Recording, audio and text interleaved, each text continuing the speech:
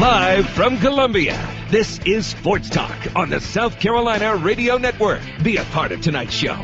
Call us at 800-956-7266 or email talkback@sportstalksc.com. Now, here are your hosts for Sports Talk, Phil Kornbluth, Kevin McCrary, and Tom Hayes. I mean, I don't too much care. I mean, top 5, that's great for me. Just being in that position is fine. I don't care if I go 10, 12, it doesn't matter. You still got to play football at the end of the day. Are you a millionaire right now? No, not yet. I'm still broke. Yeah, it's all going to change tomorrow. You're going to be a millionaire. Living at home with my mom. Yeah, do you? Yeah. Well, it's finally here. The months, the hours, counting down to the final few minutes. The speculation driving everyone crazy. Been talking about this for, it seems like, years on end. Of course, I'm referring to the announcement coming up shortly by Lorenzo Nunez of his commitment to either South Carolina or NC State or Ohio State. And, of course, there's that thing called the NFL Draft coming up in a couple of hours as well. So you've got a lot of great football stuff here for you tonight on Sports Talk. And, you know, the thing that I don't know what is more distracting and disturbing and mind-bending, the months and months of build-up to the NFL Draft or the months and months of analysis that we're going to be facing beginning at about 8-10 or so after the first pick is announced. And then the first round continues, and then the analysts jump in to break it down as to who made the best selections, which team did the best in their draft selections, who benefited the most, who got the A, who got the F. And they're never right. And they hardly are ever right. I mean, the Seattle Seahawks, I think that draft that had a majority of the players that helped them win the Super Bowl was graded a D. I mean, maybe even an F. It was not applauded as a very good draft by the so-called draft pundits. They just don't know. These guys are pretty good for telling you where guys are going to go because they're connected to teams and they can talk to general managers and scouts, so they are pretty good about telling you who's going to go where. But nobody's capable of projecting how a guy is going to be on the next level consistently. I mean, there's some guys that you can look at, but there is no such thing, as a can't-miss prospect. He can blow out his knee in the first practice. You don't know what's going to happen. It's interesting. A couple of things. I can give you a basketball analogy and a football analogy. I remember when Doc Rivers was drafted on like the 5th round. They only have 2 in the NBA now. He was a 6'3" forward at Marquette, and Hubie Brown said, well, we're going to turn him into a point guard. You can't turn him into a point guard. Doc was one of the best point guards in the NBA, coming into the league as a 6'3" forward. And the other is, I was glad to see some of the pundits out there ask the question of themselves, and they say, we look back in the records, what didn't we see in Richard Sherman? What did we miss? Because he's a 6'3", 210-pound corner, and he didn't run but a 4.6. But apparently the guy thinks on the field, saw angles. We didn't see that.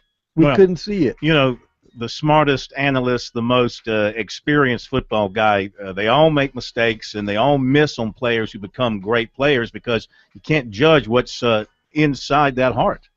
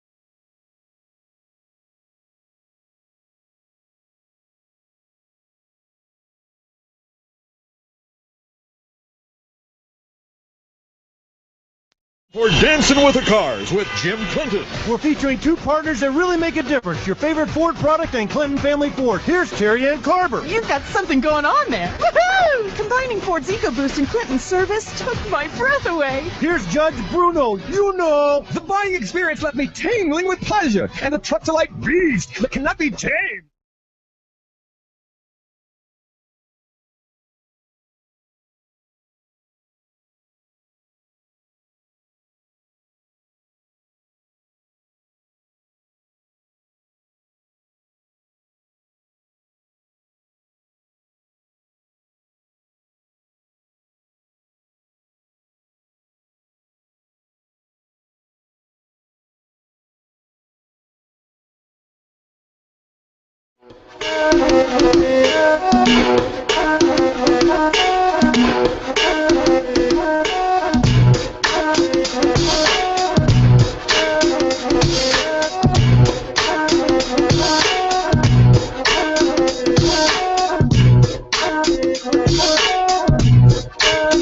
So what are you doing on this NFL draft night outside of listening to Sports Talk and getting ready for the pick of perhaps Jadeveon Clowney, number one? By the way, he will not be the first native South Carolinian pick number one.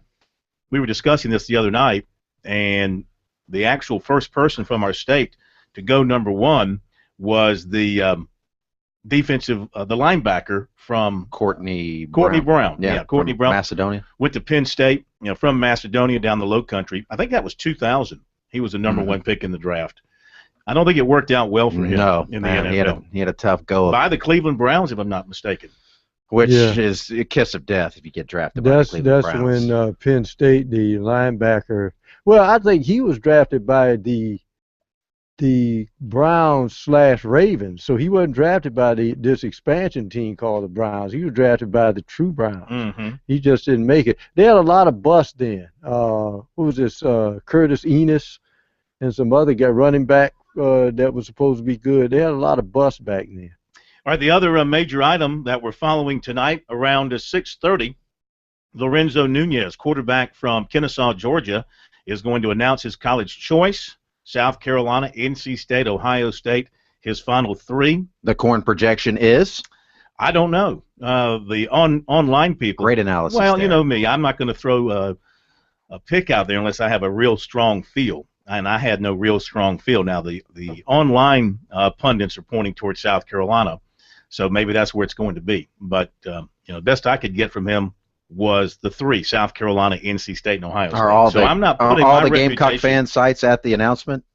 Yeah. He's doing it on Twitter, yeah, so I guess they can't unless they're in his basement. I'm not putting my pristine reputation in recruiting for never being wrong. I mean, your Tommy Frazier Stone Cold locks are safe for I don't know special for occasions 100%. only. If I don't have a sister telling me or somebody inside telling me, I'm not going there. But anyway, we'll see what happens with that at 7:30. He is the quarterback now that South Carolina has zeroed in on in the 2015 class, and G.A. Mangus has been on him pretty hard, so I think that it looks good for South Carolina, but we'll find out here in about 15 minutes or so. So stick with us, and we'll let you know as soon as that comes down the Twitter line. Our phone number, 800-956-7266, and our email. Got some email we'll get to tonight. Email talkback@sportstalksc.com.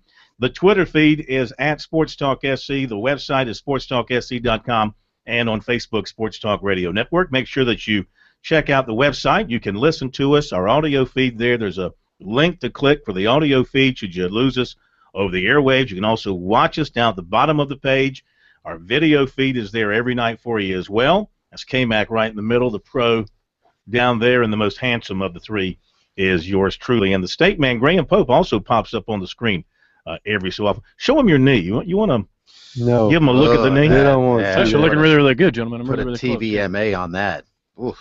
The knee, always the knee. That was one heck of a paintball. Well, I tell you what, guys, when we look at the NFL draft coming up, the specter that's in the room that everybody does not want to talk about, but it's there, is the constant chatter and other social media out there that's scaring, or should I say, shaking up at least a couple of owners. And that would be Jerry Jones and McNair of Houston. The fear in the room that nobody's talking about, and you can tell by the way some of the announcers are talking about some of the war rooms in Texas, is the fear that Johnny Manziel will not play for a Texas team and or goes to one Texas team and blows up, and we passed on him. And there's the frightening thing. And see, the thing is that both franchises fear if he blows up, then, the fan bases will blow up on them and say, well, there's a major mistake that you can't get over. And I know I spent some time in the open saying you never know how a guy is going to pan out, and you don't. But we all can share our opinions, and I just don't see Johnny Manziel as a guy that is going to blow up in the NFL. I think he could make some plays, but consistently, can he be a guy that is going to lead a team to a Super Bowl in the National Football League, where he's going to be going against elite players defensively, that kind of running? He's not a big guy. He's going to take some hard shots. I don't see it. I mean, I don't see it with him. Would you have ever thought that Doug Flutie would become? Well, he didn't become a star. I mean, Doug Flutie had to go to Canada. He was never really a superstar. He made one Pro Bowl with the Bills, but other than that, was he not a pretty good? I'm considered a pretty good, successful NFL. Not a guy that you would have spent a first-round draft pick on. Well, obviously no, because they didn't. They passed on him. But what I'm saying is he's a similar type quarterback who I thought made for himself a pretty good. I have to go back and look at the numbers. I thought that he made for himself a pretty good NFL career after his years in Canada. And Manziel is a guy that people are torn on him. I was listening to one guy earlier today who would not have him in the first round. Others have him going in the top 5 in some cases. So he's one of those guys, you either love him or you hate him. Well, from the standpoint of picking him. Yeah, the interesting thing is, Phil, I think we talk about more in basketball that they said the great player, for whatever reason, breaks a certain mold. When Bill Russell came into the league, nobody thought blocking a shot was glamorous, and he turned it into an art form. I mean, his timing was impeccable. So he changed the way people looked at playing defense at the pro level. Johnny Manziel is a strange bird in that even though short, he's just about the height of Drew Brees. And I'll harken back to what I said before. A guy's strange build can make him somewhat of a unique specimen. They say you have to set up quickly in the NFL because of the pass rush. He's got Bozo the Clown feet, 15 feet for a body that size. Notice how quickly he stops on a dime and throws the football. Big hands, big feet. He's short, but his hands are bigger than Brett Bortles. I mean, it's amazing how that kind of a freakish size and his attributes can help you at the next level. Bortles has the better-looking girlfriend. He's got everybody covered in the draft when it comes to the Bortles is a heck of a football player. I was really impressed with him, watching him in person. Why are you switching subjects on me so quickly? Down in Orlando. Well, just a quarterback. I think Johnny Manziel has a lot of probably strong girlfriends. He just hasn't narrowed it down to one at this stage of the game. Bortles, maybe a smarter guy. He's hit a home run. What's her name? Dukes, not Daisy. But you know what? She was there was a definitely not Daisy Dukes. There was a story about her, connected with Bortles, and on Twitter, she's got like 21,000 followers on Twitter. Simply because I'm sure you're one beautiful. of them. No, not a follower. You know what? He said I'm just saying she's popular just for being popular. One of the NFL execs at the Combine apparently was asking Bortles creepy questions about her. I thought you maybe snuck in keep him away and from were moonlighting as an NFL. Keep Musburger away from him. Whatever you do. All right, on to other stuff. The Players' Championship, the unofficial 5th major, ongoing in Ponte Vedra, and it is Martin Keimer. 9 under 63. Took the lead away from Russell Henley, who went out and shot 65 this morning. So it's Keimer at 63, Henley at 65, then a bunch at -5, including Lee Westwood and Jordan Spieth and Justin Rose and Sergio Garcia. They are all at -5. Aiken Scott Brown, 4 under 68, along with Ernie Els, and Columbia's Dustin Johnson, also a 68 for him. Boy, first good round for him in a while. Bill Haas from up in Greenville, 4 under 68. So a lot of players with South Carolina connections. Russell Henley, who's a Georgia graduate, but lives at Daniel Island at -7. He is 2 off the lead. Some others that we follow on the tour, Bubba, he's at 4 under through 16. Graham McDowell, 3 under 69. Rory McIlroy, 2 under 70. Bill McGirt, even par 72. Same for Jonathan Bird. Kyle Stanley is 73. Phil Mickelson, 75. And Lucas Glover, 75 in the first round of the Players' Championship. We're going to hit a break. We'll be back. We'll tell you what we have coming up here tonight on Sports Talk.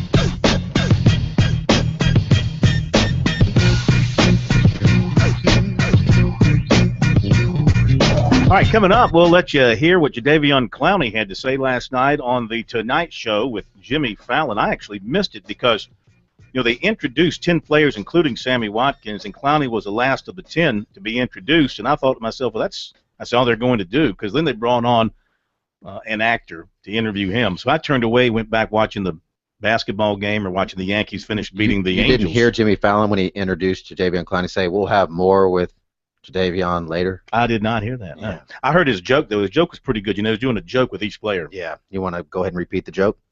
Absolutely. Okay, go for it. I mean, he said, he saw Jadeveon Clowney getting dressed back in the green room or whatever, and he looked at him. He said, man, that's the biggest Gamecock I've ever seen, which I thought was pretty funny. Everybody laughed. Yeah, because people outside of the Palmetto State, they still love the mascot, the Gamecocks mascot. But he wouldn't go far enough. He wouldn't go to the shortened version. He wouldn't go that far. Because NBC, even that late at night, probably would have had some problems 11 o'clock, with 11:30. And that's kind of interesting he would do that, because remember, that was what Bob Hope's thing was. Remember, he'd bring the All-America team in and do a one-liner on each. Exactly. Exactly. That was good, and Sammy Watkins was in that group, and so that was neat to see, but I missed that, so we'll have that for you. Also, a little feature on Bruce Ellington that was done, some little bit of background on him, Bruce talking about himself, his mother, his coach, family members talking about Bruce, a little bit of insight on how he has worked his way to where he is. And I remember Jerry Brown, who was his high school coach at Berkeley, back when Bruce committed for basketball at South Carolina, and I was talking to Coach Brown back then, and he said, that boy needs to be playing football. Mm-hmm. He's got NFL written all over him, corner or receiver. There aren't any 5'8", 5'9" point guards in the NBA that make it. He pointed out, he cited Devin Downey. He said, Devin Downey, as great as he was at South Carolina, couldn't make it in the league, couldn't make it in the NBA. And I don't think Bruce, he said, is going to be any better than Devin Downey. And certainly Bruce made the right decision when he put his efforts into football. And obviously it's going to pay off for him because he's been apparently one of the big risers here leading up to the draft as someone who maybe was being talked about 4th or 5th round. Now they're talking 2nd or even late 1st. Well, when you look at his talent, he's tremendous, and he's a guy that takes direction. He studies the playbook.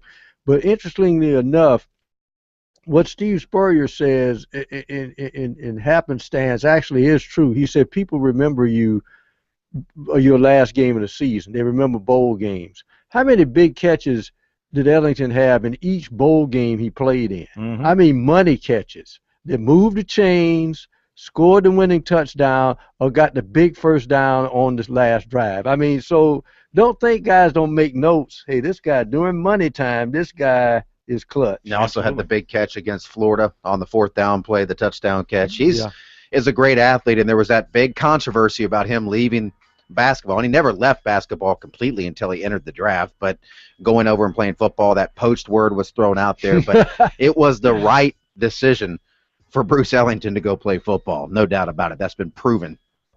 And the football program certainly benefited by him coming over there full-time. All right, when we come back, we should know what Lorenzo Nunez is going to do, and we'll tell you.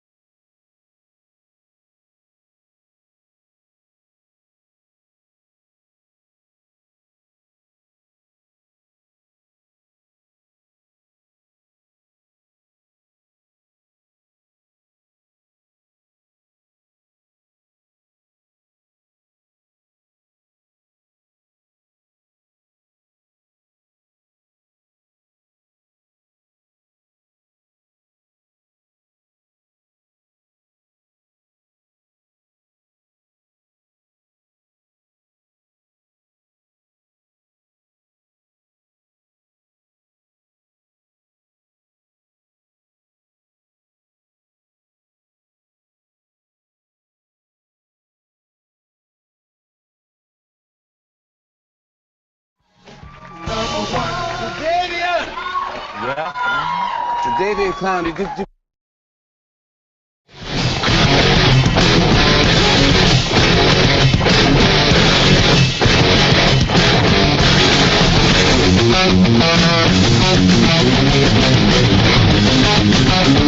right, we're back. Sports Talk, South Carolina Radio Network. K-Mac, I'm going to let you break this recruiting news. No, Corn, it's not. No, it's all it's you. Not you my said. place. I did find it before you. You did. On my Twitter feed, but this is your realm. I do not want it. I wouldn't touch it with a 10,000-foot pole, considering when we were talking during the break, I was asking what position the kid played. Shows you how much I've been following this one.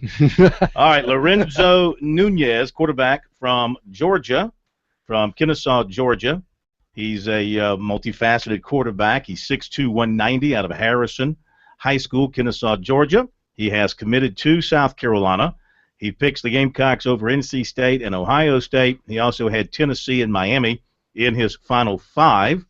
Some of his other offers throughout the process included Clemson, Kentucky, Texas A&M, South Florida, Arizona State, Nebraska, and he is a runner and a thrower. 1,148 passing yards, 5 touchdowns last season, 786 rushing yards, and 7 touchdowns last season. Says he can extend the play, can throw the ball while on the run. First option is to throw, but he can move the pocket. May grow some more. We got him at 6'2", 190, but his father is 6'5". So he becomes commitment number 8 for the Gamecocks recruiting class. Their quarterback in the 2015 class, Lorenzo Nunez. Early on, it was Clemson that was showing the strongest interest in him between South Carolina and Clemson. USC didn't offer till a little bit later on in the process.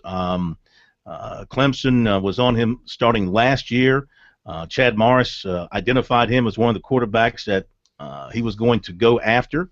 But as time wore on, I think Clemson's interest drifted in other directions, and they took the quarterback out of Orlando, Tucker Israel. They took an early commitment from him and sort of let Nunez go in a different direction. Other schools jumped in. Ohio State made a pretty strong push for him, but they're very high on Torrance Gibson out of Florida. And, of course, they were also very interested in the Wimbush kid who just committed to Penn State. NC State made perhaps the strongest run at him. He visited South Carolina for their spring game and really liked it and started feeling pretty strongly about South Carolina at that point. Then he went to NC State, and he was feeling really good about NC State. So it's probably those two down towards the end, though he would not eliminate Ohio State from consideration. Isn't it the fact that maybe one of the feelings is Nunez is from Georgia, and obviously being a Georgia quarterback, he knew about Deshaun Watson and say, well, they got their quarterback. I'm not so certain I want to deal with that. Yeah, but South Carolina, they've got Connor Mitch, they've got Nosovich. I mean, they've got a couple of young quarterbacks waiting in the wings as well. So there's going to be competition. If you're going to pick a place looking for that spot where there's no competition and you think you're going to waltz right in the SEC or the ACC or the Big Ten, the Pac-12, or any of the major schools, you're fooling yourself. Yeah. Well, and these top-flight guys think they're going to beat those guys out. They're not afraid of the competition. Plus, the interesting thing is if he'll come in just about the time that South Carolina probably will be doing a little reconstruction to their offensive line, and maybe they need somebody that can run back there. G.A. Mangus is celebrating on his Twitter feed, it looks like. He has a graphic of, I think that's Ron Paul, and it says it's happening right at 6:30. So he's celebrating. Well, he obviously is happy to land the quarterback that he wanted.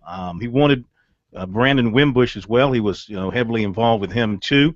There were some other guys that they looked at as well, but they this is the guy that he kind of settled on. And of course, Clemson has the other quarterback commitment too in Kelly Bryant from Wren.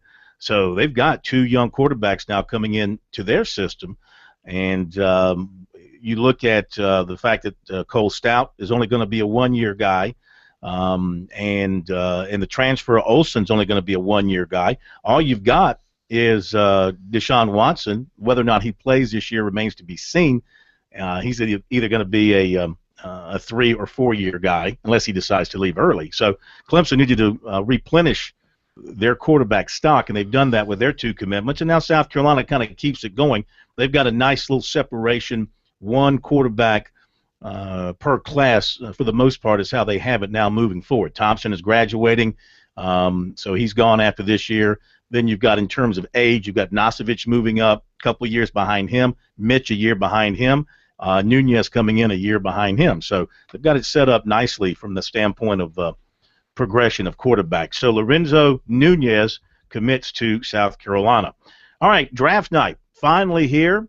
All the hollering and all the build-up is just about over. 8 o'clock or so will be time for the first pick, expected to be Jadeveon Clowney. Last night he was on the Tonight Show with Jimmy Fallon. Let's take a listen to the conversation between the soon-to-be multi-millionaire talking with the, already multi-millionaire.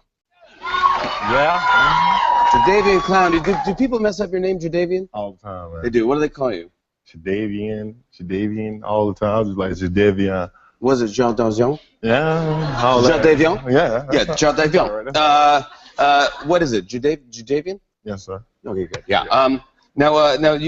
You're a big dude. How tall are you? 6'5". You always big kid? Yeah, always been tall. You have been, yeah. Yes. I heard that your mom had to bring your birth certificate to games because people thought you were too old. Yeah, growing up they did. They was Is like, that this right? guy's too tall to be able to play with these guys. I was like, come on now. Yeah, you don't mess with that. Dude, this is exciting. Tomorrow night, your life is going to change. Yeah, I haven't set in yet. I'm just enjoying it. Yeah, I know. This is exciting. Like, I knew you win. We knew you win. I mean, are you a millionaire right now? No, not yet. I'm still broke. Yeah. It's all going to change tomorrow. You're going to be a millionaire. Living at home with my mom. Yeah, do you? Yeah. Hey, you got to live home, Mom. And is she so proud of you? Is Mom proud of you? Oh, yeah. She's very happy for me. Yeah. I think she's loving this more than I am right now. Yeah, you're probably nervous. But what are you going to do when you get millions of dollars? What are you going to do? I haven't thought about it. I don't know I'm about her Car? house. You going to buy your mom a house? Yeah. That's the first thing I'm doing. That's so cool, man. I'm so excited about that. Now they're saying, I heard rumor that you might go to Houston Texans. That's what they're saying, is they're going to pick you. I hope so. They got the first pick. I That's hope right. They pick me. I mean, Houston's a great place. Oh, Have you been to Houston? I've been there. Yeah, it's fun. It's nice. I went there, partied down with some dudes at the rodeo. Yeah, never. I did. Yeah. Oh, yeah? Yeah, it was super fun down there. They got good barbecue. You're from South Carolina? Yes, sir. So, I mean, good barbecue in Texas. Yeah. This is going to be good stuff. Right. Everyone talks about your play. It was the big hit, is known as the big hit. I mean, you know what I'm talking about? Yeah, I don't know what you're talking about. Yeah.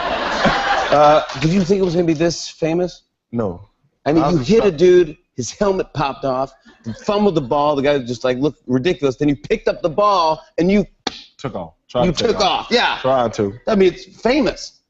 Yeah, man. Are you sick of it yet? No. Let's show the clip. Let me show you. Michigan at the 41. Bang! Oh, bang! What's up? Yeah, he's keep running. He picks it up. I mean, come on. Back! Helmet. Scooped it up with your left hand, and you're. Yeah, exactly, right there. You were talented dude. You're a talented guy. And I heard that in the combine, NFL combine, you ran the 40-yard dash in, is it 4.53 seconds? Yes, sir. Wow. Pretty good. That's pretty good. Yeah. How fast do you think I could do 40-yard? I'm guessing 5.5 flat. Cool. 5 flat. Really? Yeah, I'm hoping. You got some speed, like you can run. Yeah. Let's go check it out. Here's the stopwatch. Let's go do it right now. Let's go on the hall. All right, that's the end of the conversation. What did he end up running? 6.9. 6.9. It was in a hallway, though. Yeah. He was running his street shoes, as they say in the wrestling jargon. You know, Clowney has got the chance if he lives up to the hype, and that's the thing. Let's assume that Texans take him number one, they keep him and all that kind of stuff. The expectations now for him are going to be set so high. How can he even come close to reaching what people will be expecting of him as a rookie next year? Because he'll have J.J. Watt on that other side. I mean, if you can't run away. That's right. Yeah, if you pick your poison, either he gets you another. Unless he falls somewhere like Jacksonville, that's why Houston would be a great place for him. I think Jadeveon said that he and J.J. Watt, they'll have. What was the quarterback at the Colts? He said, we're going to have his head on a swivel. Yeah. We're going to have Luck's head on a swivel. Yeah, how would you like to see those two guys on either side of you taking a snap? Well, he said Luck will need his head to be on a swivel to keep a watch out for those two guys. Well, again, even in the NFL, offensive coordinators are going to have to account for him.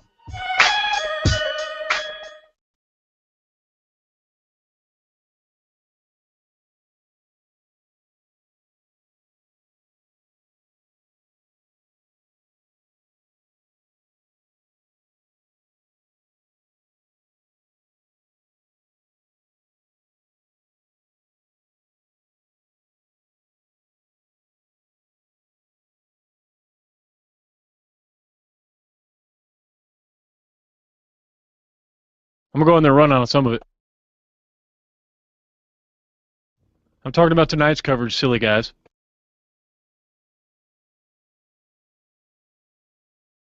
You know they're not going to turn on at 8 and just start. It's going to be at least an hour.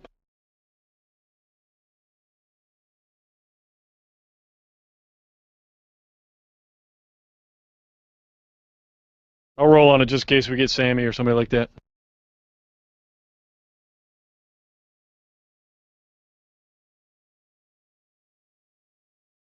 Yeah, I'll have it rolling.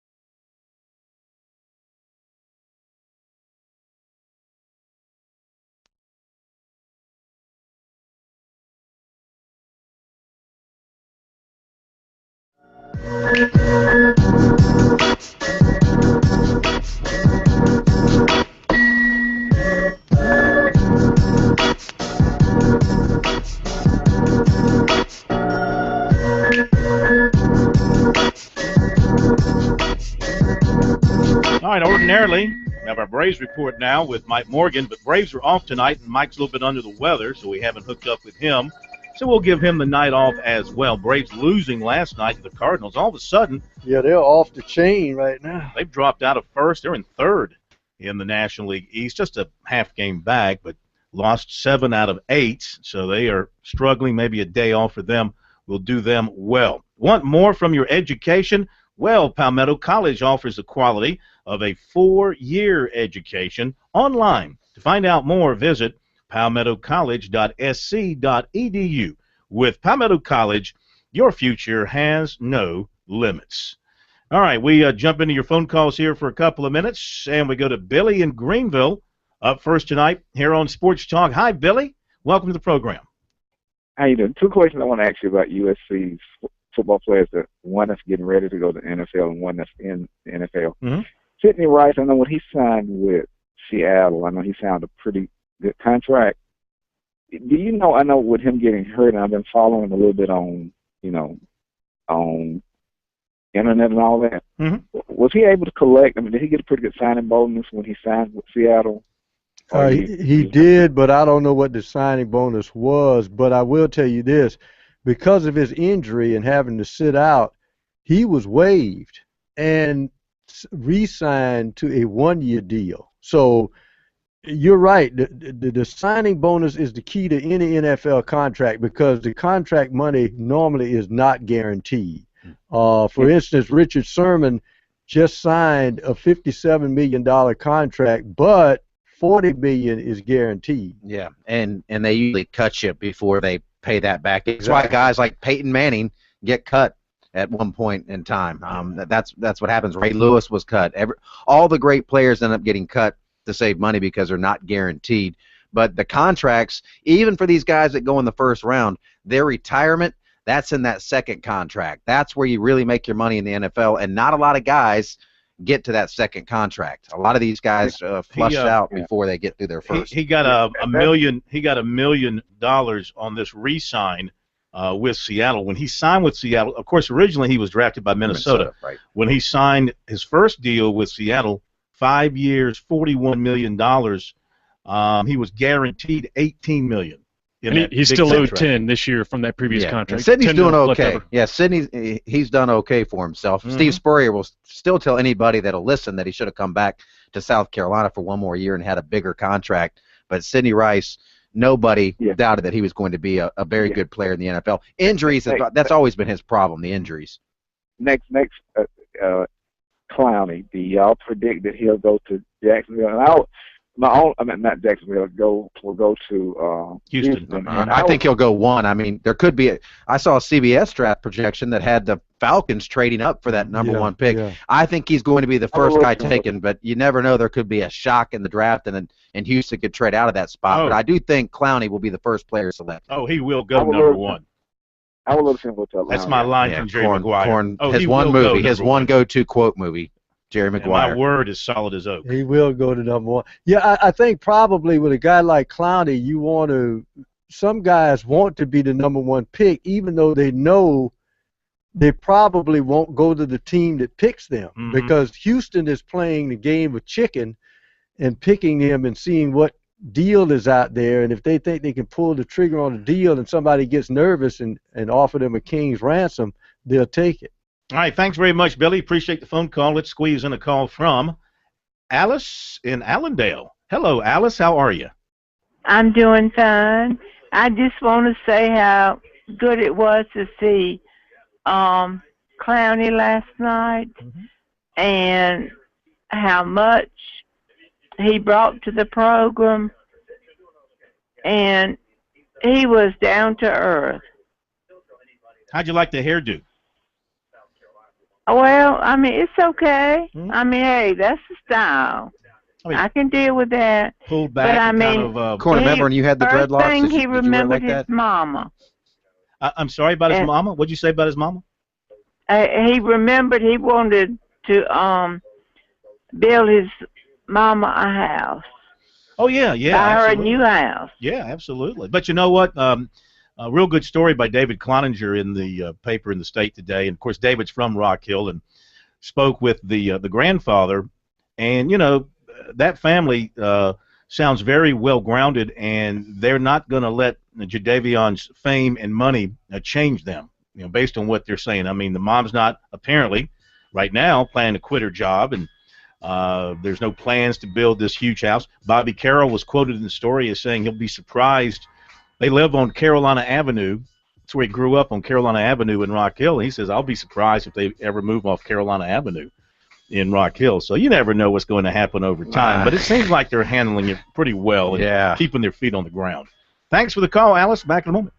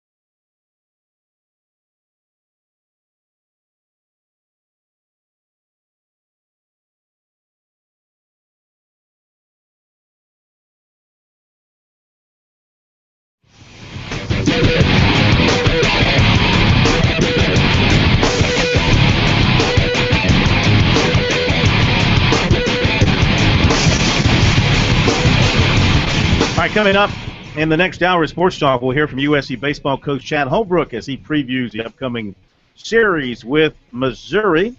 Clemson coach Jack Leggett not able to join us tonight because they're traveling. They're up in Chicago, making their way over to Notre Dame for their series. That'll begin tomorrow as well, as we're down to the last two league series for the Gamecocks and the Tigers. Gamecocks at home this weekend against Missouri, and they are on the road next Thursday, Friday, Saturday at Vanderbilt. Clemson on the road this weekend to Notre Dame. At home next Thursday, Friday, Saturday against Boston College. Then it's off to the tournaments. Once you get into the tournaments, the league tournaments, it's very fast-paced into the NCAA tournament, the regionals, the super regionals. Once you get past your league tournaments, you know you make the NCAA tournament. Basically, you're 5 wins away from Omaha. If you win all your games, you can get there in 5 wins. So we'll see what happens with those teams and others around the state. The South Carolina game against Vanderbilt next Thursday night is going to be on ESPNU. And I think it's going to be a 7:30 first pitch now. That was announced today, ESPNU using its wild card to pick that game up. Tonight, you've got Vanderbilt at Florida. So that's a game that impacts South Carolina as far as the East is concerned. And South Carolina could use some help from, well, either one. I guess they could benefit from whoever loses in those particular games if they take care of their own business against Missouri. The Gamecocks getting a little bit healthier as the season wears on. Max Schrock came back last night as a DH, and he brings a lot, even though his numbers haven't been great. Chad Holbrook believes just having Max Schrock in the lineup brings some extra energy to his team. You'll hear him talk about that tonight. Well, that's what I thought you were saying when you said they needed some help. I thought they needed some health, and you mentioned that. I think the key point now, guys. I mentioned that Connor Bright is definitely out for this weekend. He's got some tendon nerve irritation causing him pain in that elbow, and he's just not ready. He's too young to have the shingles. But no, I was just saying that the key point is now at least he has some guys who are on the bench that he knows he can rely on now, because they've been thrust into the fire, no choice of their own. nobody knew what Harrington could do. Mm-hmm. And then suddenly he has to go out there and say, well, I got a bat in my hand, might as well use it. Done a nice job for him. Right. Filling in, and he might be hard to dislodge from the lineup when Bright gets healthy, or some of the younger guys that have stepped in. Jordan Gore has done some good things for him. Who's the young man from Spring Valley? Cole. I'm drawing a blank. Help me. K-Mac. Somebody help me with the name. It wasn't Cole, was it? No. Who was it? Now you're going to make me look it up real quick. Look it up. Why not? Let's see here. He's done extremely well for them in the opportunities that he's got. Oh, Cone. Gene Cone. Gene Cone. Thank you. Yeah, I had it. Yeah. I said Cole. I meant Cone. Yeah. Gene Cone. Yeah, another freshman who has stepped in under duress and delivered for the Gamecocks, and will be hard to remove when the other guys get healthy. Caldwell remains out as well with his back injury. All right, top of the hour.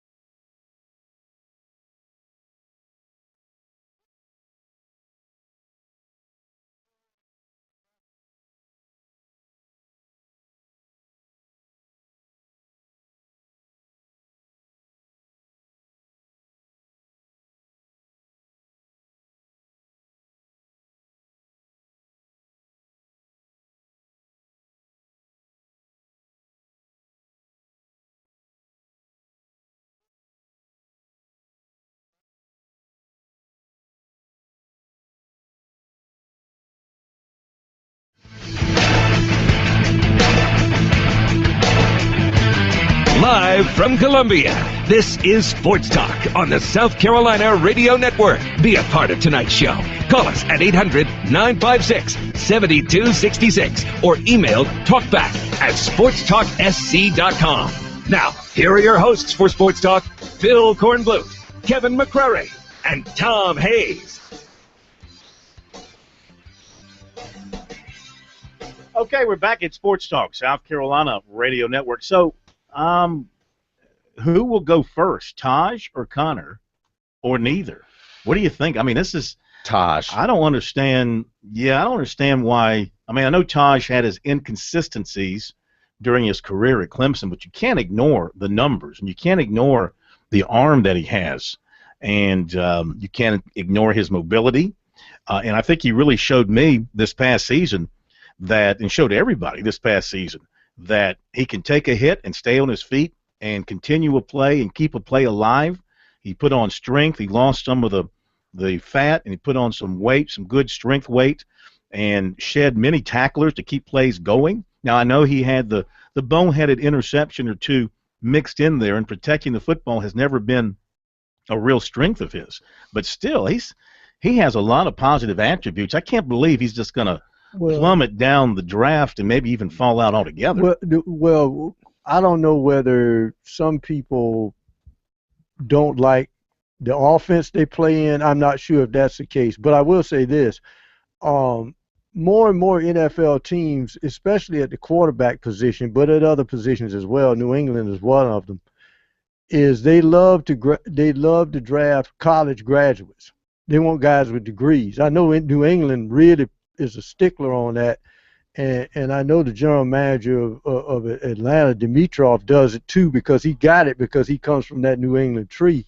Well, if they got two guys that look like they're of equal talent, they'll take the guy with the degree. Mm-hmm. Dabo Swinney says he's a franchise-changing quarterback. I like Tosh. He's a great guy, really one of the more pleasurable guys to cover in recent memory. If not, you'd put him in the Hall of Fame in terms of media savvy, and a guy that always answered all the questions and got better throughout his career.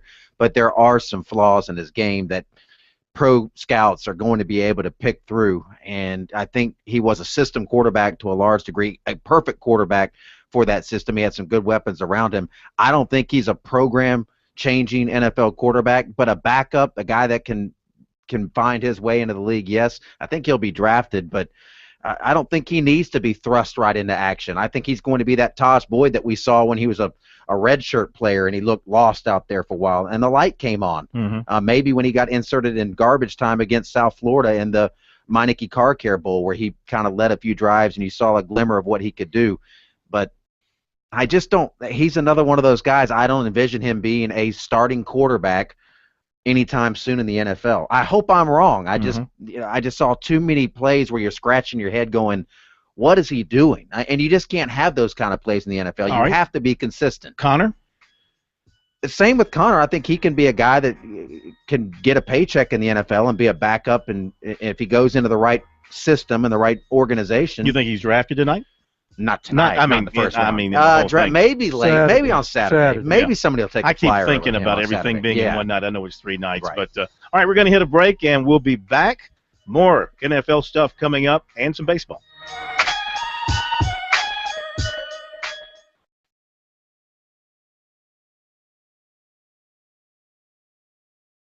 Is it almost like a rite of passage for you to watch this happen?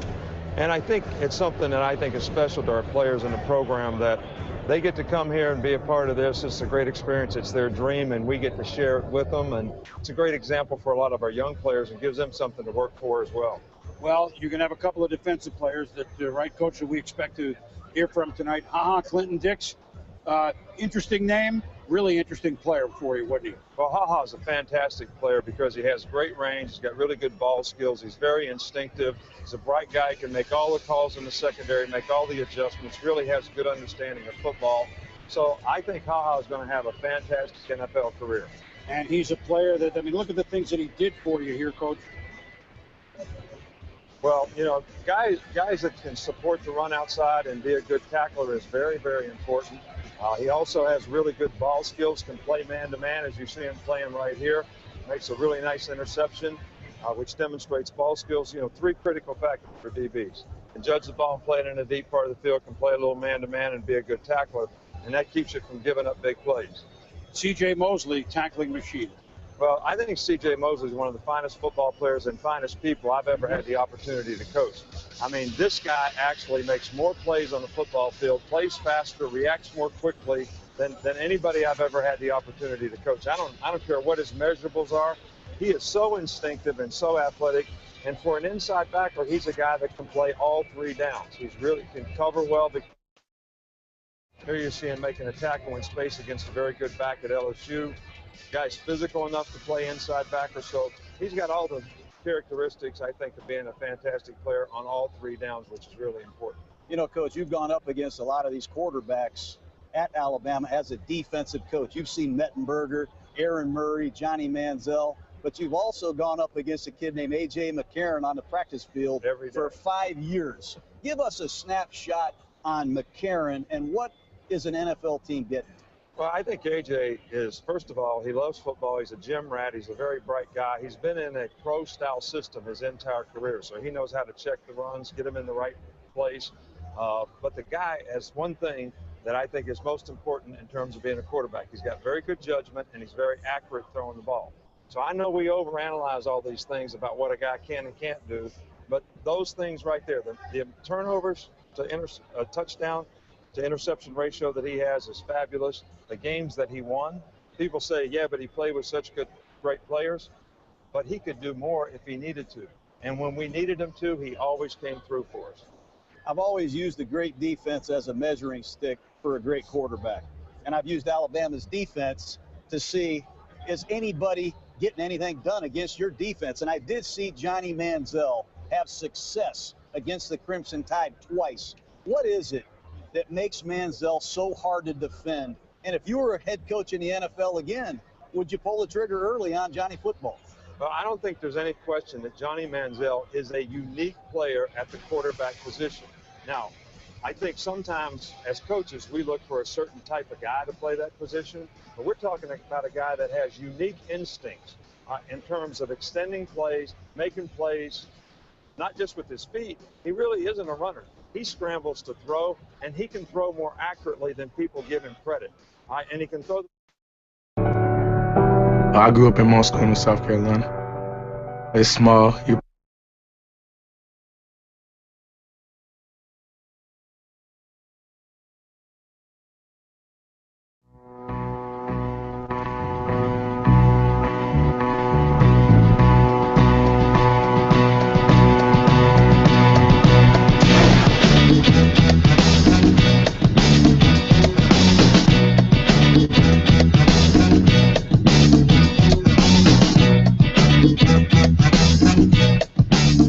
All right, draft coming up about an hour or so. They'll have the first pick. NBA playoff game underway. Brooklyn, they're up 2-0 on Miami.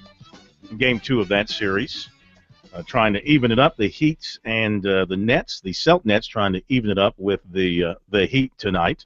Coming up, we're going to hear a little something here on Bruce Ellington, also USC baseball coach Chad Holbrook around the corner. Play the Cash Whirlwind Instant Game for a chance to win up to $20,000 on just a $2 instant game from the South Carolina Education Lottery. Now, one of those guys being talked about quite a bit leading up to the draft is Bruce Ellington. Probably won't hear his name tonight. Most definitely will hear his name on Friday. If you go by what the pundits have been saying about him, they like him. They like his work ethic. They like his productivity on the field. I think they pretty much like everything about him. On the USC website, Gamecocks Online, there is this kind of a video tribute to Bruce. It's one of those insightful video things where he's talking about himself. Family members are talking about him. His coach, Jerry Brown, is on there talking about him as well. Let's take a listen as Bruce Ellington, Bruce talks about Bruce and others talk about Bruce. I grew up in Moscow, South Carolina. It's small. You probably see about 4 stoplights. But, you know, everybody's going to, you know, treat you the same. Everybody's going to love you. When they see you, you know, they give you a hug. You know, down south, you know, people just love each other. It's big on football. Everybody know each other. I go home and somebody be like, hey, you my cousin. You know, I never met them before, but hey, it's home, and I'm proud that I came from there.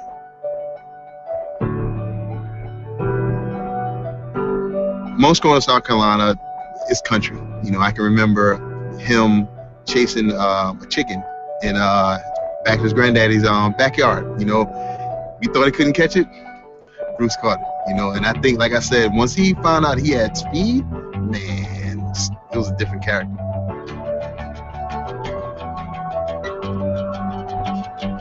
I actually grew up down dirt road. You know, growing up on that road, running down like dogs chasing us down the road. I think that's what helped us got faster. He always wanted the ball, no matter what sport it was. He always wanted to be the one to have the ball in his hands.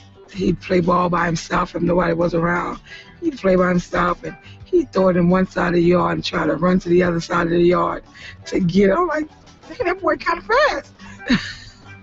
Mr. Davis, my godfather, he kind of led me into the right direction, kind of helped me develop to the person I am today. I believe that whoever selects Bruce in the draft is getting an untapped potential. They've only seen the tip of the iceberg in reference to his potential. The best time I ever had my coach, 44 years, was when I had Bruce. I remember at the end of the season, boy, I wish I could do that again. And just try not to take it for granted because he's so fun to be around. He's going to have a good time wherever he is. A lot of people know Bruce is good, but a lot of people really don't know how great he is. And I've seen how great he is, and I think he's going to come back and do that in the pros too. Probably the most athletic kid I've ever been around. It was baseball, track, basketball, football. He'd be the one that would stand out in front of everybody else. I'm just competitive. You know, I want to compete in everything I do. And when someone line up in front of me, I want to be the best man. So I think that's what drives me. And in the crowd, you know, that just make it even better. You know, sitting out there in that tunnel and just hearing the crowd just, you know, yelling. When I catch a pass and the whole crowd scream my name, it's just like a feeling you can't explain, man. It's been so long, you know. And I just pray that I get that call. When I'm hanging out with my friends, we'll joke around like we get the call, we'll drop the phone and act like we're crying or something like that. So, you know, I don't really know what's going to happen. You know, I'm just ready for it to happen. I'm just, you know, ready to hear that call. Getting that phone call and, you know, letting your family and, you know, some of your friends and some of your little cousins see that moment. It just, you know, inspire them to get to that level, you know, motivate them to be the best they can be. Bruce is a quality individual, and for him to have that phone call and for me to know that he's having it, I feel good about it. I think the biggest thing will be where is he going to go and how far away he'll be from me. I think the telephone call is not going to tremendously change him. It may dramatically change the team that he's selected on, but not actually the core person that he is. Man, I just want to be one of the greatest players, you know, that ever played football, man. You know, I just want to work hard when I get in there, you know, do everything that the team asks me to do, the coaches ask me to do. You know, just, you know, be one of the greats. When he gets a call, man, it's going to be electric. That's something you could power something with, how it's going to be in this house, you know, when that phone rings. It's going to be real quiet, and then after that, it's gonna be electric. It's gonna be electric. Yeah. I guess it's gonna be, you know, one of the moments that, you know, I remember for the rest of my life. There you go, a little piece on Bruce Ellington. Yeah, it's always nice to have the music in the background. K-Mac, you have no feelings.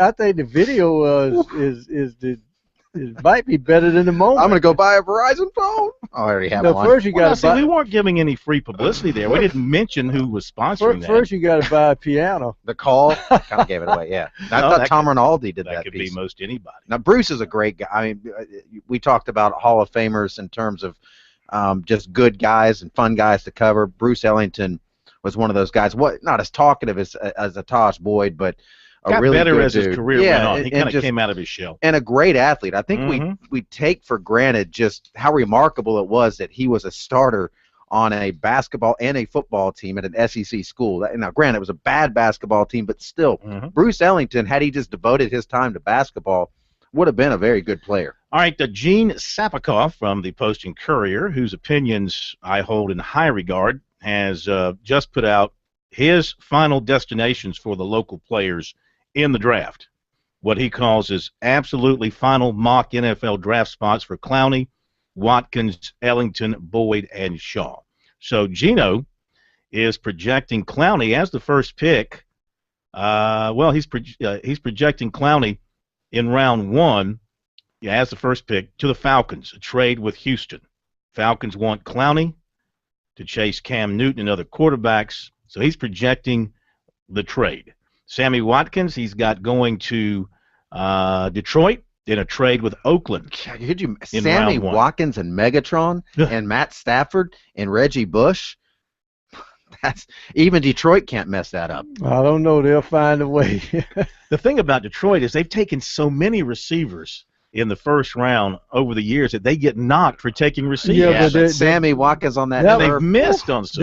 That was under the guy's regime who's now doing college football analyst, Matt Dillon. Slide Burleson to the number 3 spot. That's a pretty scary looking offense right there. Except for one thing, Matt Stafford. Well, he's good until it's crunch time. He's a Texas kid. Bruce Ellington. He's got Ellington going in round 2 to the 49ers, where he'll team up with Marcus Lattimore. Yeah. He's got Taj Boyd in round 5 to the Eagles. I could see that. Chip Kelly, that kind of skill. That offense. He's got Connor Shaw in round 7 to the 49ers. So there you go. That's courtesy of Gene Sapikoff. He says because again, the 49ers have 2 picks in the round. Lattimore is there for consultation. Shaw seems like Jim Harbaugh's kind of competitor. And Steve Spurrier started his NFL career in San Francisco. Okay? You look for all kind of reasons. Yeah, well, I'll tell you where I think probably he could blossom. And that would be Jacksonville. Because if Jacksonville does not spring for a quarterback early, and you get a guy in there and groom Connor Shaw, I think he could do something in Jacksonville. I really do. Well, it couldn't be any worse than the guys that they have out there now. Blaine Gabbert, give me a break. Oh, this is breaking news. This is big. Okay. You know, this is the first year at the NFL draft players get to pick their own walkout music. Okay. Kind of like baseball where the guys have their own walkout music. And Clowney has chosen? He's chosen. You can tell everybody, I'm the man, I'm the man, I'm the man. And that's by? I don't know. I know the song. I don't know who sings it. You can tell everybody. No, that's not the same song. No, that is. That's the song. I'm the man, I'm the man, I'm the man. Oh, is that right? That's the song. Oh, yeah. Didn't realize I knew rap. Thank you. I'm assuming I wouldn't rap. call that rap. Be right back.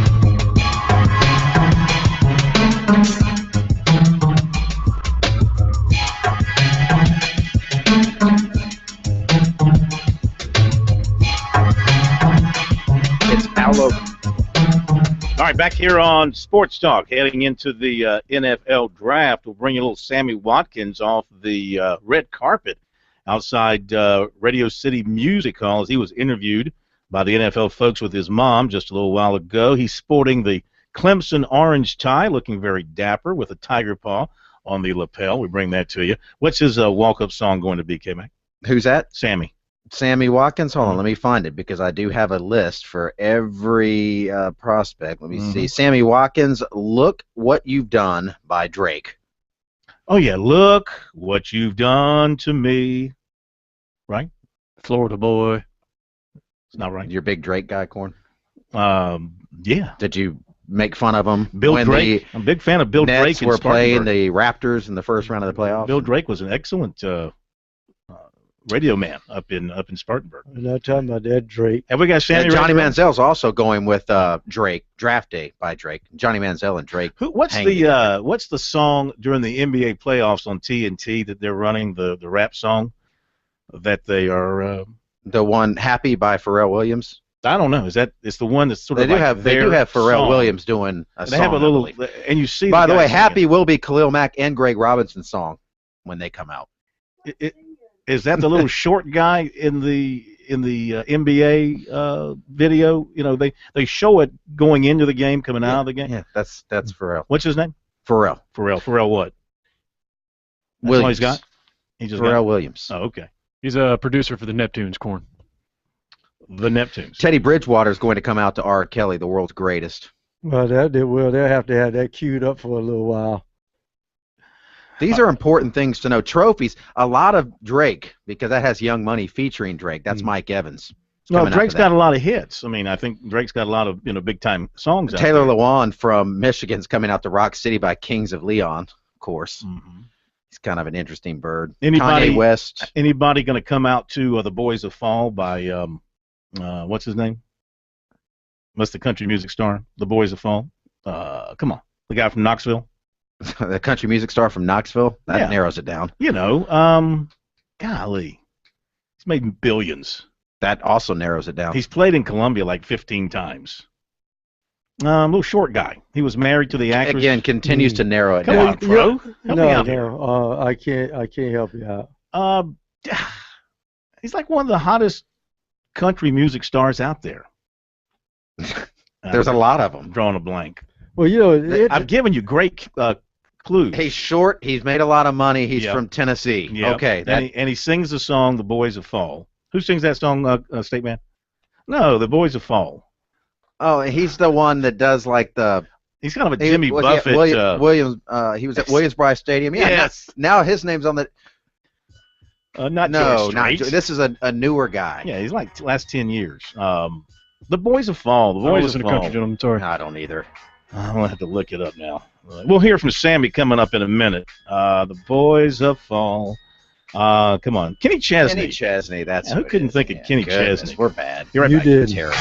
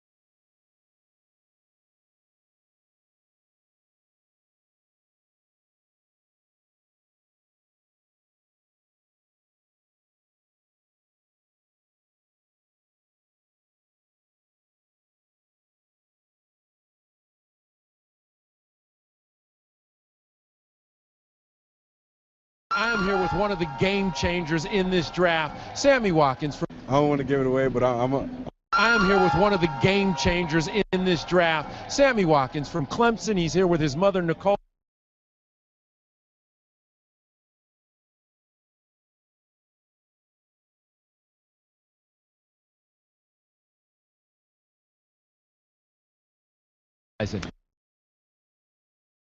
Rich Eisen. Rich Eisen. I'm here with one of the game changers.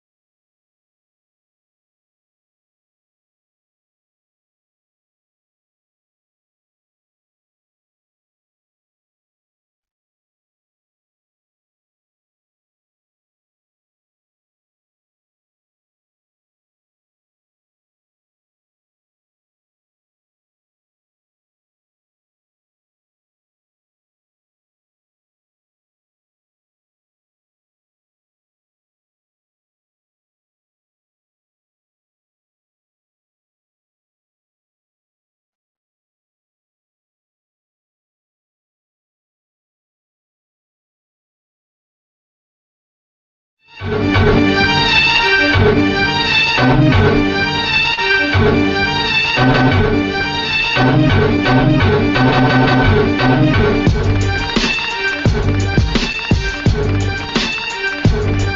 right, just a few moments ago, Sammy Watkins was walking up the red carpet outside of Radio City Music Hall in New York City, site of the NFL Draft. And he was interviewed there by Kevin Frazier of the NFL Network.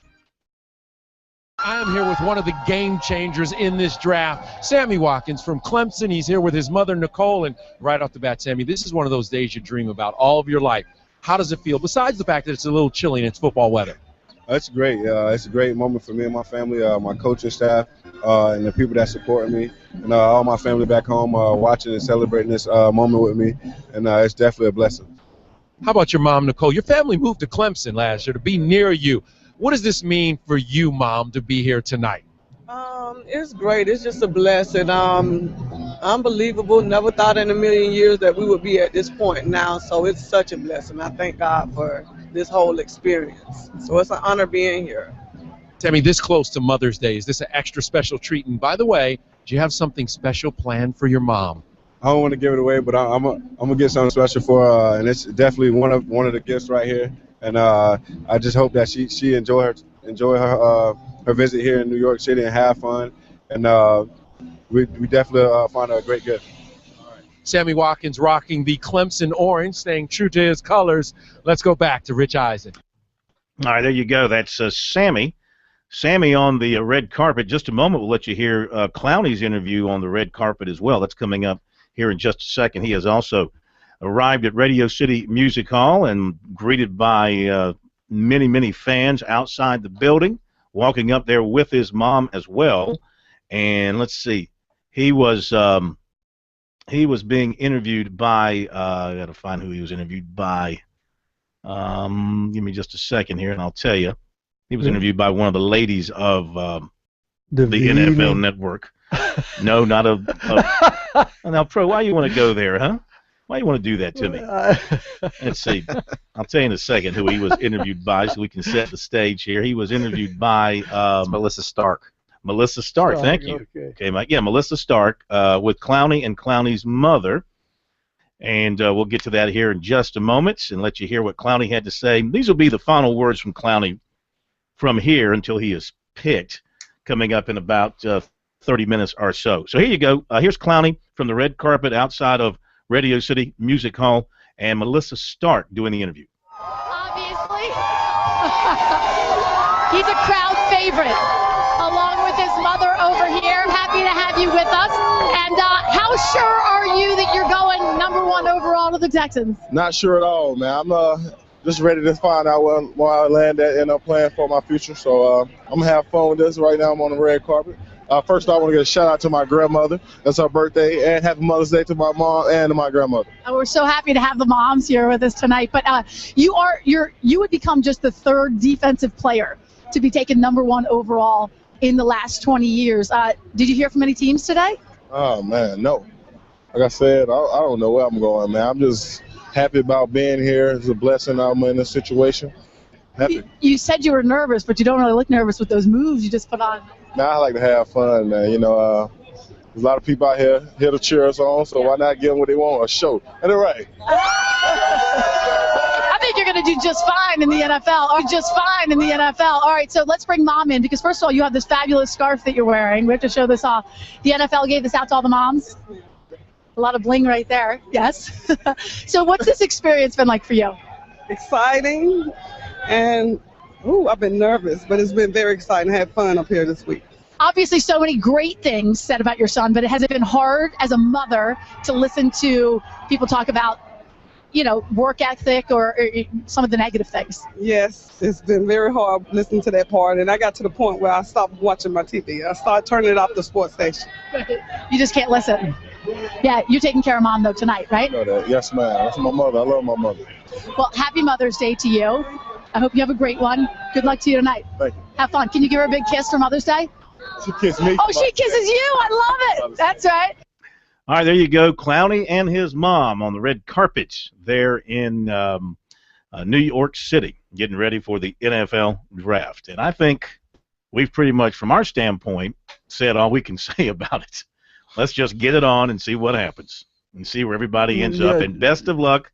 Get your money. Have a great night. Enjoy yourselves. But remember, the hard work is just about to begin for you. Yeah, that is something. They fatten you up for the kill. It's almost like you're a Christmas turkey. You just wait. You know they're going to fill you up and idolize you, and then suddenly, then they're going to dress you down when you come into camp. All right, let's go ahead and get into recruiting. Then we'll hear from USC baseball coach Chad Holbrook. Again, quarterback Lorenzo Nunez of Kennesaw, Georgia, announced tonight a commitment to USC, narrowed his focus to the Gamecocks, NC State, and Ohio State. He also had Tennessee and Miami on his short list. He liked, in talking with him about South Carolina previously, he felt like USC would be a good fit for him. He likes the offense that they run. Last year he passed for 1,148 yards, 5 touchdowns. He rushed for 786 yards and 7 scores. He's the 8th commitment for the Gamecocks 2015 class. Highly recruited linebacker Ricky DeBerry Jr. of Richmond recently cut his list of over 60 down to 20. USC and Clemson made that short list. He has been to Clemson, and now he has set May 17th as a visit date for USC. In a on-campus at his school interview with Rivals.com, DeBerry said that he's taken visits to Virginia, Virginia Tech, and Ohio State in recent weeks. He also plans to visit Arizona State and Miami. He's actually made about 30 visits to schools that have offered him. And he wants to visit more and then cut his list to 8 before August. And he said Virginia, Virginia Tech, and North Carolina are 3 certain to make his final 8. Some of his other offers include Alabama, Auburn, Tennessee, Ole Miss, Oklahoma, Ohio State, Michigan State, Nebraska, Florida, UCLA, and Southern Cal. Clemson's in strong position with 2 of the top tight ends in the Southeast. The question is, which might follow the Tigers? Garrett Williams of Orlando has Clemson in his Final 4. He plans a decision before his spring game, which is May 22nd. And yesterday, Jackson Harris of Columbia, Tennessee, revealed his Final 5 as Clemson, Alabama, Florida, Georgia, and Vanderbilt. He's not finished cutting his list. He plans to get to a Final 3 in a few weeks and then make his decision from there. And he plans to visit the schools one more time if possible. Wednesday, he met with Clemson recruiter Robbie Caldwell at his school, said he had a good talk, and he said Caldwell told him they're recruiting 2 other tight ends, and Caldwell told him they might be getting another one soon, apparently referring to Williams. And Harris said that's fine with him. He's got 4 other great options should the Clemson one not work out for him. He said he thinks Clemson is taking only 1 tight end. Harris had planned to make his commitment May 14th, but some things have come up to cause him to push that date back. And in basketball, 6'7", Daniel House Jr. is making his official visit to USC today through Saturday with his parents. He's transferring from Houston. He's one of the top players available through the transfer route. He was one of the nation's top high school prospects 3 years ago. 2 years ago, he was the freshman of the year in Conference USA. And last season, he was his team's second leading scorer at over 13 per game. He also plans to visit UCLA, UNLV, Iowa, and possibly one other school. And he plans to appeal to the NCAA for immediate eligibility once he decides on his new school. So one of the things that makes him valuable is that possibility that he could play right away wherever he ends up. And he has an existing relationship with Frank Martin because Martin recruited him when he was at Kansas State out of high school, and when he got to South Carolina, he continued to recruit him for South Carolina but did not get him.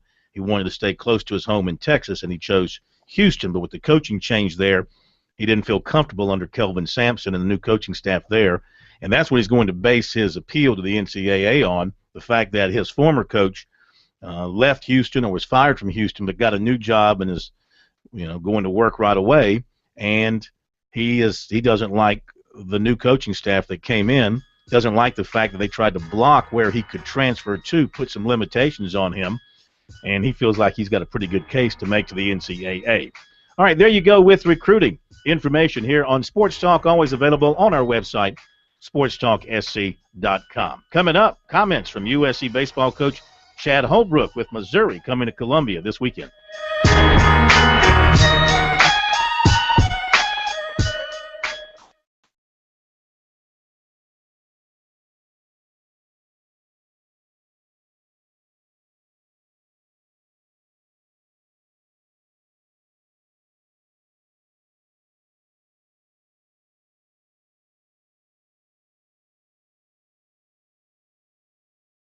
Although the NFL getting pretty good at the prediction business, almost as good as Mel and McShay. But there's a picture you may want to have.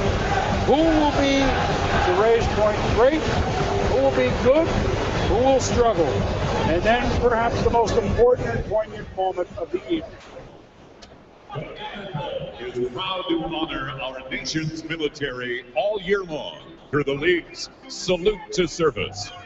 Now, please welcome active duty service members representing all 5 military branches, as well as 5 alumni of the Wounded Warrior Project.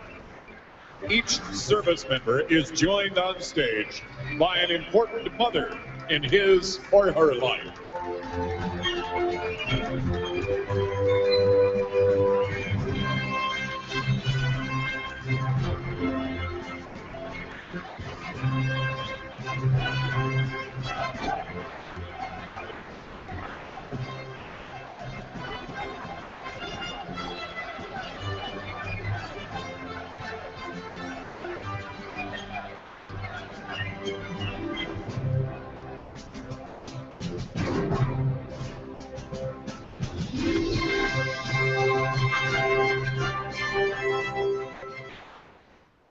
Ladies and gentlemen, to honor America, please rise and join in the singing of our national anthem, performed by West Point Cadet Holland Gibson.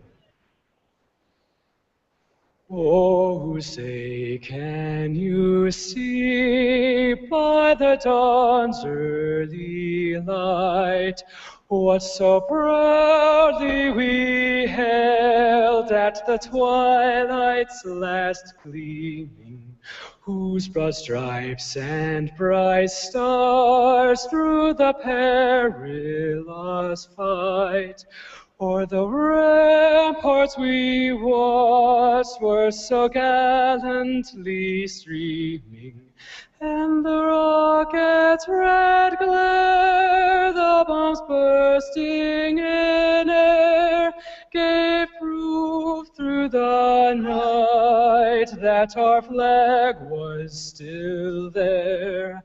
Oh, say does that star-spangled banner yet wave o'er the land of the free and the home of the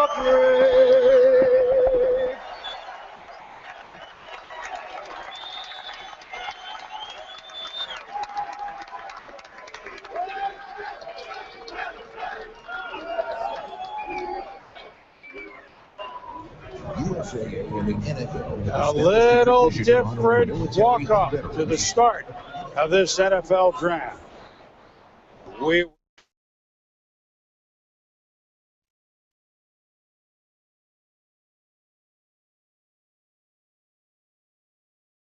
I know that they went into Auburn and they won 2 there. They went into Kentucky, won 2 there.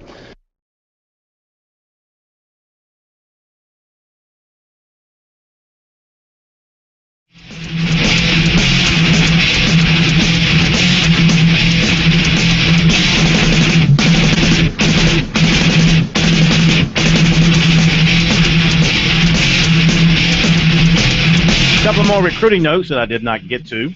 Defensive lineman Tim Settle of Richmond today released his top 15 in order. They are Tennessee, Alabama, Clemson. So Clemson number 3. Florida State, Texas, Virginia, Virginia Tech, Penn State, West Virginia, UCLA, North Carolina, NC State, LSU, Oklahoma State, and Oklahoma. Ole Miss, Virginia, Notre Dame, and South Carolina State have been by to check on Albert Huggins of Orangeburg Wilkinson the past 2 days, the big defensive lineman. Defensive end Michael Barnett of Woodland offered today by Notre Dame. All right, there you go with recruiting. Now to a preview from Chad Holbrook, USC baseball coach. Missouri coming to Columbia to open up a series tomorrow night. I know that they went into Auburn and they won 2 there. They went into Kentucky, won 2 there. They have arms that keep them in every game. If you look at their scores, they have a number of arms that are high draft picks. So it's going to be some low-scoring games. The games are going to be tight, but we can make our own breaks and play, build on some momentum that maybe we created a little bit last night. But their arms and the way that they play is going to create some challenges for us. We hadn't been an incredibly efficient offensive team. Runs have been hard to come by, and because of who they got on the mound, it's going to make it very, very difficult. It might be some 3-2, 2-1 type games because they have some good arms, and they're scrappy at the plate, and a little bit like we are. So hopefully being at home will help us, and we can get a big series win this weekend. Coach, with so few games left, how important is it to start stringing wins together to try to stay in the running to earn that national seed, which is very important? Well, I'm thinking about stringing one win together. I can't put the cart before the horse. We're trying to win Friday night and let that stuff, all that dust settle about postseason play come after game 56, and that's the way we have to take it. That's the way we have to approach it. I'm glad that we're in the conversations for some things about postseason in regards to hosting and that kind of thing, but we could play ourselves out of it if we're not careful. If we start thinking about that, let's try to win Friday night, and that's going to be 100% of our focus and attention.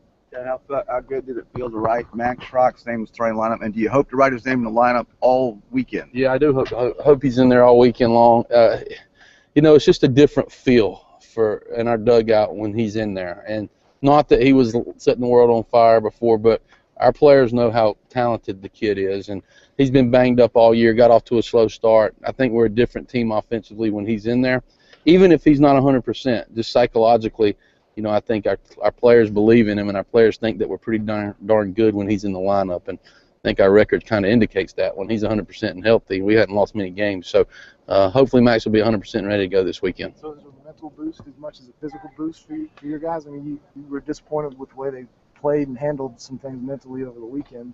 You think that helps? Well, there's no doubt. We needed something to pick up our spirits a little bit after the weekend, and maybe Max was the shot in the arm that we needed.